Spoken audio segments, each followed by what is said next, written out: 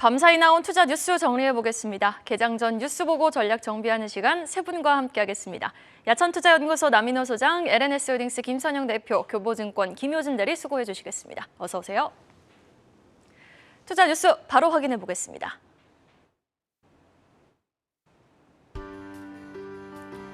북한 무인기가 26일 군사분 개선을 넘어 서울 등 남측 영공을 침범해 군이 북한 무인기를 향해 사격했지만 격추에는 실패했습니다. 무인기는 어제 오전부터 최소 7시간 넘게 우리 상공에 머문 것으로 추측됩니다. 한편 북한은 26일 김정은 위원장이 참석한 노동당 전원회의를 개최했습니다. 하나그룹이 선박용 엔진 제조사인 STX중공업 인수를 추진합니다. 최근 인수를 확정한 대우조선해양과의 시너지 효과를 노리고 추가 기업 인수 합병에 나선 것으로 풀이됩니다. 포스코홀딩스가 국내 수산화 리튬 생산 법인을 설립했습니다. 포스코홀딩스는 지난 21일 전남 광양에 설립한 포스코리튬 솔루션을 2,876억 원 규모 현금 출자로 인수하고 자회사로 편입했다고 밝혔습니다.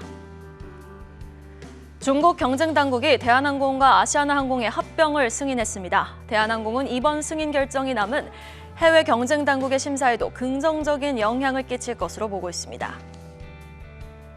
글로벌 스마트폰 시장이 침체기를 겪는 와중에 폴더블폰 출하량은 크게 늘어난 것으로 나타났습니다. 카운터포인트 리서치에 따르면 올 3분기 글로벌 폴더블폰 출하량은 전년 동기 대비 63%가량 증가한 것으로 집계됐습니다. EV 수성은 바이오 사업을 함께 추진 중인 셀바시온의 코로나 예방제 코빅실이 월마트에 출시됐다고 밝혔습니다.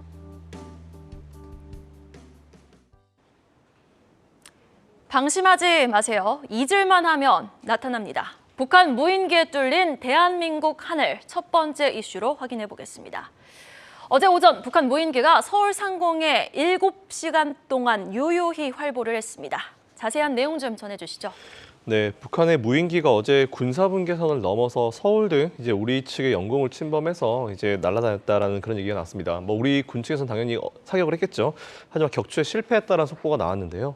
합참에 따르면 어제 오전 10시 25분부터 이제 경기도 일대에서 이제 북한의 무인기로 추정되는 미상의 항적수가 이제 그 수계가 포착됐다라고 이제 처음 얘기가 나왔었고요. 무인기는 총 5대로 식별이 됐고 보니까 이제 김포와 파주 사이의 한강의 중립 지역으로 이제 중립 수역으로 진입을 해서 이제 서울의 북부 지역까지 비행한 뒤에 북한으로 다시 돌아갔다는 그런 내용이 나왔습니다. 나머지 4대는 이제 강화도 측에 이제 강화도 측에서 진입을 해서 이제 강화도 지역에서 활동을 했다고 하고요. 이건 아무래도 우리 측의 어떤 집중력을 좀 이제 분산시키는 그런 교란용으로 판단했다는 그런 내용까지 나왔습니다. 무인기가 오전부터 최소 7시간 넘게 이제 우리 상공을에 머문 것으로 이제 확인이 됐는데요. 지난 2017년도 이제 6월달 이후에 거의 5년 6개월 만에 이제 우리 영공을 북한 무인기가 침범을 한 것이다라고 좀 보시면 될 것 같습니다. 이에 합참은 북한의 이런 도발에 대해서 앞으로 우리 군은 철저하고 단호하게 대응할 것이다라고 밝혔는데요. 이미 대응했었어야죠. 더 강하게 대응했었어야 되는데 이런 내용 나올 때마다 이렇게 멘트하는 게 과연 맞는지 잘 모르겠습니다. 어쨌든 이번에도 좀 더 강한 대응이 좀 필요하지 않았을까라는 개인적인 생각을 가지고 있고요. 어제 제 마지막 멘트가 이제 소 잃고 외양간 고치는 일은 없었으면 좋겠다라는 내용이었습니다. 사실 제가 어제 이제 주어 없이 얘기를 했었는데 바로 이 이슈에도 이 속담이 너무 좀 잘 적용이 되지 않을까 싶고요. 어쨌든 이에 따라서 오늘 초반에 모르겠습니다. 방산 관련주들이 조금 꿈틀할 가능성도 어느 정도 있을까라고 좀 생각되지만 일단 이 부분 한번 체크해 보시고 어제도 좀 일부 움직인 부분 좀 있기 때문에 관련주들 한번 체크해 보실 때 사실 들어가는 것에 대해서는 좀 저는 부정적으로 생각하고 있습니다. 어쨌든 근데 이 기회에 방산주들 한번 체크해 보시면 좋을 것 같다라는 의견 정도까지만 드리겠습니다. 네. 대한민국 국방력 세계 지금 6위를 기록하고 있습니다. 국방비에 60조 원을 투자하면서 GDP 대비 국방비 지출이 세계 5위를 기록하고 있다라고 제가 어제 찾아봤거든요. 근데 북한 무인기 사건을 통해서 어떻게 보면은 불안한 허점이 세상에 드러난 것 같은데 정부는 안보 정책에 더 집중할 수 있을 것 같습니다. 이번 계기로요. 주목해볼 만한 관련주는 어떤 종목이 있을까요? 네, 저는 방산업체 대표 주식으로 항상 탑픽을 LIG 넥스원 말씀을 드렸었는데요. LIG 넥스원, 그러니까 이제 앞서 말씀 주신 것처럼 빅텍 같은 소형주가 오늘 시장에서 탄력적으로 움직임을 보일 수 있겠지만 그것을 섣불리 따라가는 것은 사실 주가 측면에서 그 수익률 측면에서 변동성이 너무 높기 때문에 좀 약간은 리스키하지 않을까 이렇게 판단이 되고 있고 실질적으로 정말 성장하고 있는 큰 기업을 보자라는 관점에서 LIG 넥스원을 좀 말씀을 드려보겠습니다. 사실 1년 내내 제가 사실 추천을 드렸었기 때문에 좋은 점 너무 많은데요. 요 해당 이슈에만 좀 집중을 해보면 지금 북한의 도발이 계속 거세지고 있는 상황에서 우리 한국은 미사일 방어 체계 실전 배치에 대한 어떤 속도를 낼 것으로 보이고 있는데 지난 8월 30일 날 발표된 내년 국방 예산안에는 이 북한의 핵 미사일 위협 대응을 위한 한국형 삼축 체계 고도화 이와 관련된 내용과 예산 확보가 조금 중점적으로 반영이 되었습니다. 이 삼축 체계가 뭐냐면 유사시에 북한의 핵 미사일을 선제 타격하는 킬체인 그리고 북한이 쏜 미사일을 요격하는 한국형 미사일 방어 체계 그리고 탄도 미사일을 대량으로 발사해서 북한을 응징하는 대량 응징 보복 이 세 개의 체계를 가리키는 건데요. 이 삼축 체계 강화를 위해서 예산으로 총 5조 2,549억 원이 편성이 되었는데 이 함정이라든가 항공기 그리고 기동 화력 등의 예산이 지난해 대비해서 감소한 반면 LIG 넥스원의 주력 시장인 유도무기 부문은 전년 동기 대비해서 한 8.6% 증가를 한 2조 4,253억 원이 책정이 됐습니다. 그래서 지금 윤석열 정부의 출범과 함께 발표된 110대 국정과제에서부터 계속적으로 좀 언급이 되었던 이 삼축 체계의 강화가 조금 본격화될 것으로 보이고 있고 이렇다면 이 대한민국을 지키는 눈과 귀의 역할을 하고 있는 이 LIG 넥스원의 역할이 조금 더 부각될 수 있지 않을까 이렇게 판단을 하고 있습니다. 김효진 대리님은 방산주 이야기 나올 때마다 항상 탑픽 종목 LIG 넥스원을 꼽아주고 계시는 것 같아요. 여전히 지금 이슈에서도 LIG 넥스원 상승 여력이 충분하다라고 진단해 주셨습니다. 이어서 기업 이슈 확인해 보겠습니다. 한국 조선해양에 이어 한화까지 가세하면서 뜨겁게 달아올랐던 STX 중공업 인수전 결국 한화그룹이 품게 됐다고요? 아직까지 결정을 낸 건 아닙니다. 네. 최근에 하나그룹의 김동관 부회장이 취임한 이후에 매우 효율적이면서도 적극적인 그런 행보를 보이고 있는데요. 지난번 대우조선해양은 사실상 인수 확정이 됐죠. 그런데 이번에 대우조선해양 뭡니까? 선박을 만드는 기업이죠. 그런데 이번에 또다시 관심을 갖는 STX 중공업은 선박의 엔진을 만드는 그런 회사입니다.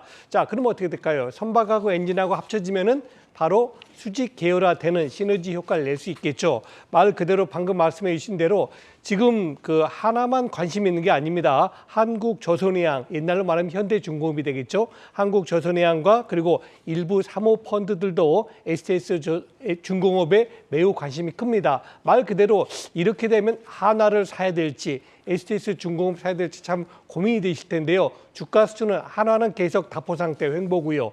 STX 중공업은 최근에 저점 대비해서 약 2배 정도 올랐다 이렇게 참고하시면 되겠습니다. 일단 두 업종 모두가 다 향후에 조선해양 쪽으로 성장성이 기대가 되고 있기 때문에 여러분들의 관심이 필요하다 말씀을 드리겠습니다. 네, 아직 하나그룹이 인수를 확정한 건 아닙니다. 이제 두 그룹의 주가 추이를 좀 지켜보게 될 텐데 STX 중공업과 하나그룹 주가 그리고 관련 종목 좀 지켜볼 만한 주가 흐름 어떤 종목들이 또 있을까요? 저는 일단 앞서 우리 남인호 소장님 말씀 주신 것처럼 이 두 개 기업에 관심을 갖는 게 맞다라고 보고 있습니다. 일단 STX 중공업 오늘 굉장히 단기 흥행 궤도에 좀 오를 것으로 판단을 하고 있는데요. 물론 시간의 상한가도 이제 기록을 했고요. 결론부터 말씀을 드리면 앞서 이제 짚어주셨던 키워드 중에 수직 계열화라고 되어 있지 않습니까? 그래서 사업적 시너지가 충분히 나올 수 있겠다 이렇게 판단을 하고 있습니다. 앞서 이제 설명을 잘 해주셨는데요. STX 중공업은 선박용 디젤 엔진 그리고 이중 연료 엔진 등의 강점이 좀 있습니다. 이 선박용 저속 엔진 부문에서 보면은 글로벌 세계 3대 사업자가 있는데요. 현대중공업의 엔진 사업부 그리고 HS대 엔진에 이어서 이 STX 중공업의 엔진 이 세계 그 3대 사업자로 꼽히는데 자 생각을 해보시면 만약에 현대중공업 계열인 한국조선해양이 STX 중공업을 가져가게 되면 STX 중공업으로부터 선박 엔진을 가져오는 이 대우조선해양의 인수자인 한화는 향후 사업적인 어떤 시너지 경쟁에서 조금 뒤처지지 않기 위해서 STX 중공업을 인수할 수밖에 사실 없는 상황이다라고 저는 판단을 하고 있습니다. 현대중공업이 STX 중공업을 가져가게 되면 대우조선해양이라는 경쟁사에게 굳이 좋은 조건으로 어떤 납품 계약을 체결해 줄 리가 없지 않겠습니까?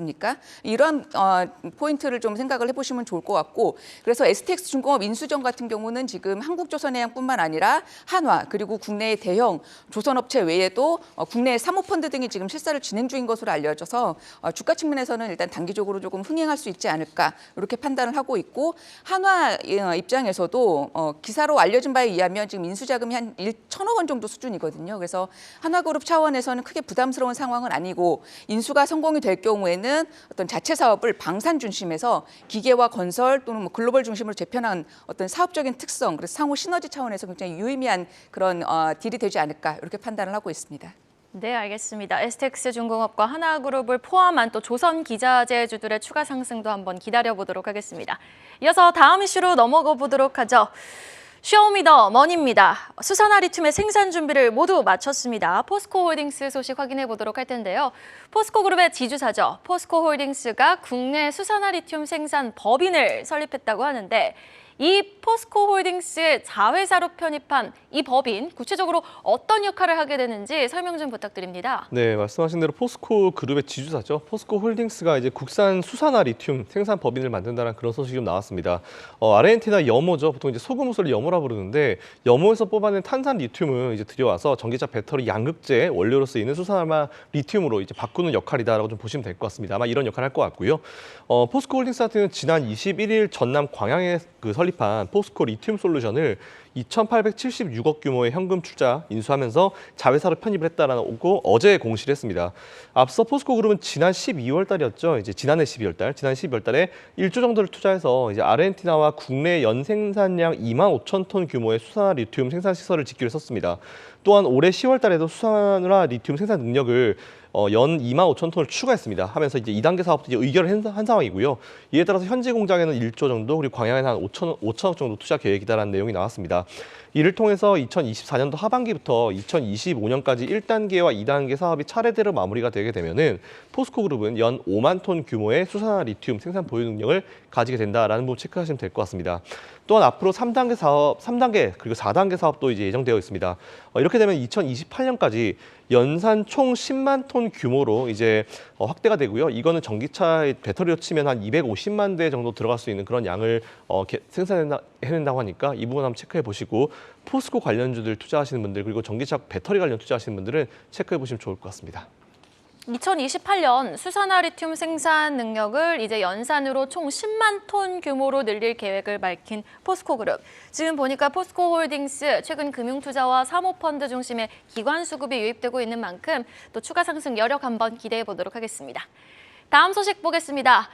경기 침체 여파 속 굳이 작동 잘 되는 핸드폰 바꿀 일은 없죠. 스마트폰 시장도 함께 침체기를 맞고 있는 가운데 폴더블폰 출하량은 또 크게 늘어났다고요? 네, 맞습니다. 글로벌 스마트폰 시장이 현재 침체기다라는 그런 내용이 나오고 있습니다. 아이폰도 생산량에 대한 부분이 좀 차질이 생기면서 이게 좀 이슈가 좀 많이 크게 나오고 있는 상황인데요. 의견은 굉장히 분분한 상황입니다. 하지만 이런 상황에서 폴더블폰의 출하량은 크게 늘어났다라는 그런 내용이 발표가 됐는데요. 또한 전체 스마트폰 시장에서 폴더블폰의 점유율이 처음으로 2%대에 진입했다는 그 소식까지 있습니다. 이거는 폴드폰이 상대적으로 강세를 보이는 중국 시장에서 급성장한 영향이 좀 큰 거다라고 좀 판단하고 있고요. 올해 3분기에 글로벌 폴더블폰의 출하량은 보니까 전년 동기 대비해서 63%가량 증가했습니다. 그리고 폴드형 같은 경우는 88% 엄청난 크게 상승률을 보였었는데 앞에서 말씀드린 대로 이제 글로벌 판매량보다는 중국 쪽에서 생산량이 좀 많아지고 그쪽에서 판매량이 좀 많아지면서 관련 시장이 좀 커지는 것 같으니까 이 부분 한번 체크해 보시면 좋을 것 같습니다. 네, 그런데 폴더블폰 시장이 확장된 데 반해 관련주들의 움직임은 사실 시장의 영향 때문이었을까요? 시원하게 올해 좀 뻗어 올라가 주진 못했습니다. 내년 폴더블폰 관련 종목들의 행보는 좀 어떻게 예상하고 계십니까, 김효준 대리님? 네, 맞습니다. 시장도 부진했지만 IT 전반의 산업의 어떤 센티가 굉장히 조금 부진한 그런 영향을 같이 받았던 것으로 보이고 있고요. 폴더블 판매량 증가는 일단 FPCB 업체의 굉장히 긍정적인 요인입니다. 그래서 저는 인터플렉스라는 기업을 보고 싶은데요.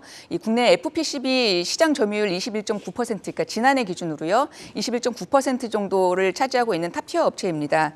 이 삼성전자의 폴더블 스마트폰의 리지드인 경성과 그리고 플렉시블의 연성의 장점을 합친 이 리지드 FPCB를 공급을 하고 있는데요. 이 올해 중저가 스마트폰 판매량 부진에 따라서 지금 FPCB 공급이 감소를 했음에도 불구하고 고부가 리지드 FPCB 매출은 증가로 이어지면서 이익률 증가로 이어지고 있는 상황입니다.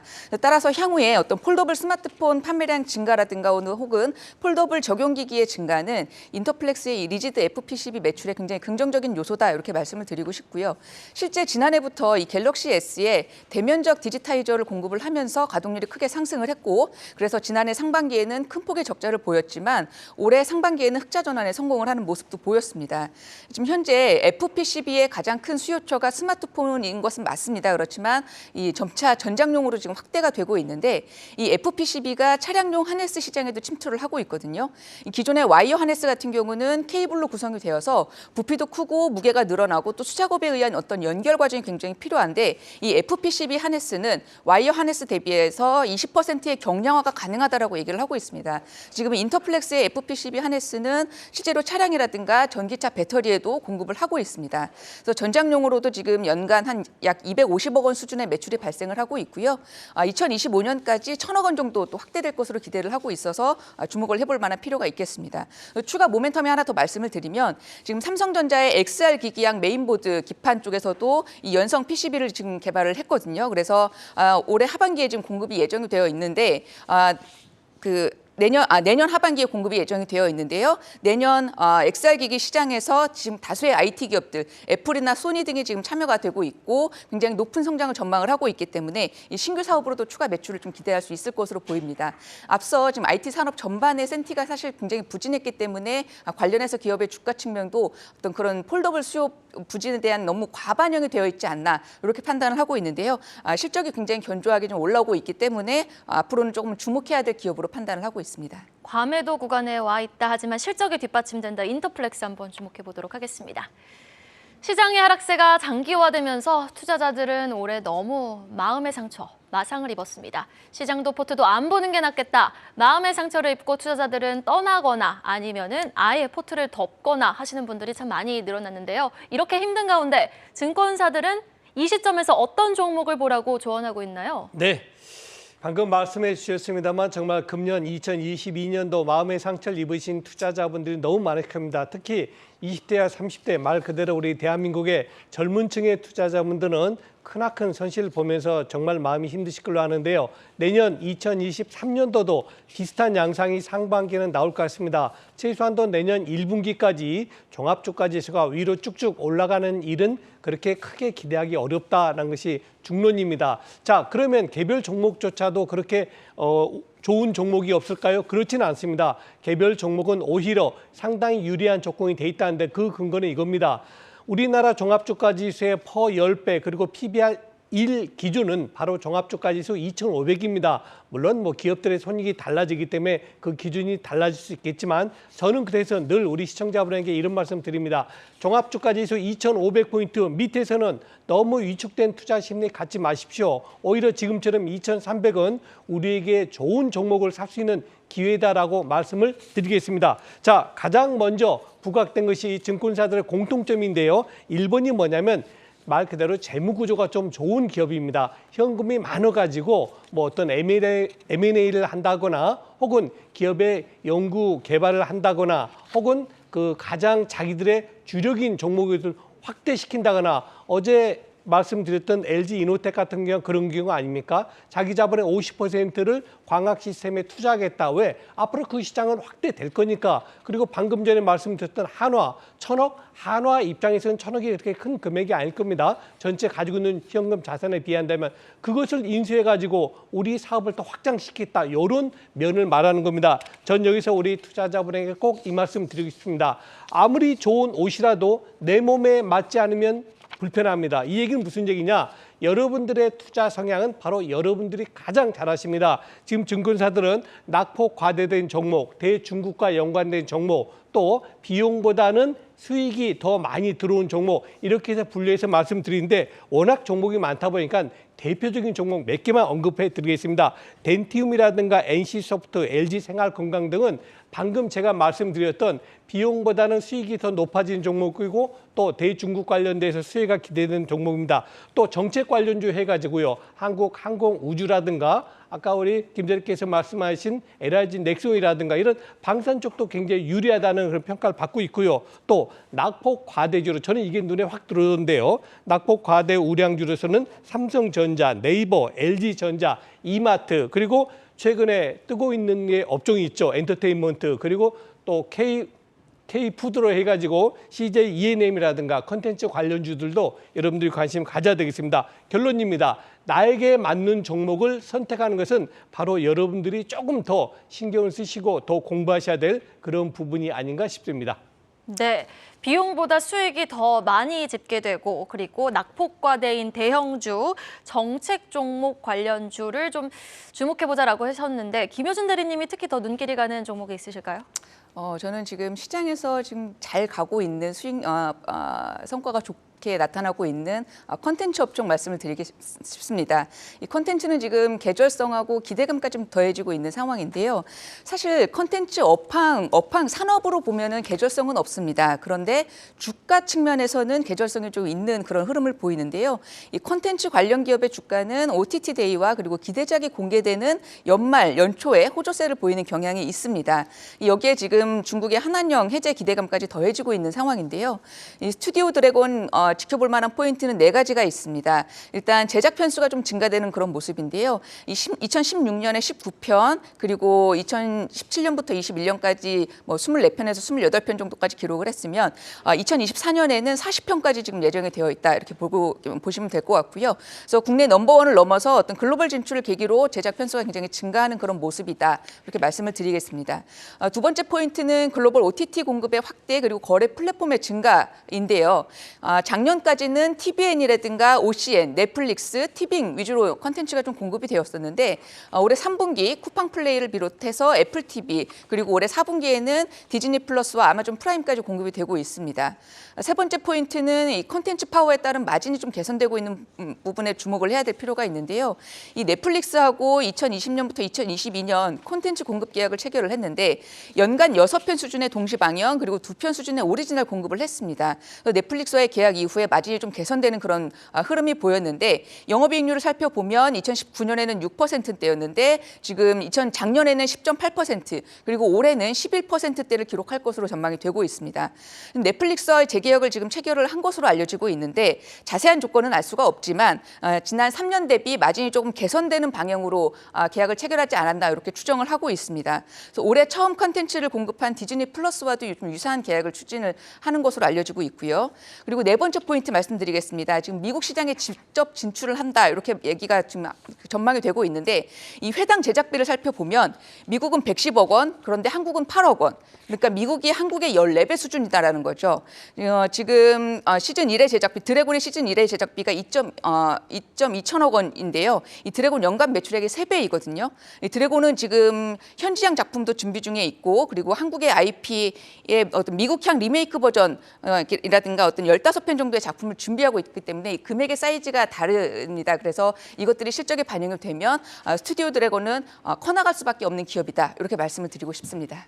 네, 스튜디오 드래곤 추가적인 상승 여력까지 진단해 주셨습니다. 마지막 기사 보겠습니다. 한국은행이 어제 지역경제 보고서를 공개를 했습니다. 내년 원달러 환율에 대한 전망, 기업들에 대한 의견을 좀 내놨는데 어떻게 나오고 있습니까?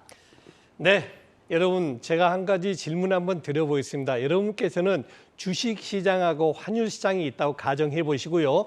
주식의 변동 요인을 몇 가지 정도 보십니까? 한 100가지 정도 있다고 치죠. 그러면 환율의 변동 요인은 몇 가지로 보십니까? 저의 개인적인 판단으로는 환율의 변동 요인은 주식의 변동 요인보다 10배가 많은 1000가지라고 봅니다. 그래서 저는 개인적으로 투자 노트에 이렇게 써놨습니다. 주식은 환율의 그림자다. 우리는 보통 주식에서 이익을 보고 손실 보고 하기 때문에 주식시장이 매우 큰 것 같지만 사실은 주식이란 것은 그 나라의 통화 가치, 즉 환율에 따라서 움직인다. 이렇게 보시는 것이 큰 명제에서는 틀리지 않을 겁니다. 자, 그러면 적정 환율을 잡는 데 쉬울까요? 어렵습니다. 적정 주가는 잡을 수가 있습니다. 왜 그러냐면 적정 주가는 주관적인 가치를 평가할 수가 있지 않습니까? 그런데 적정 환율은 잡기가 매우 어려운 게 왜 그럽니까? 상대적으로 하기 때문입니다. 원달러, 원엔, 원유로 이게 무슨 소리입니까? 우리 원화 대비해서 상대방의 국가를 평가하는 거 아닙니까? 달러라든가 위엔이라든가 엔이라든가 유로라든가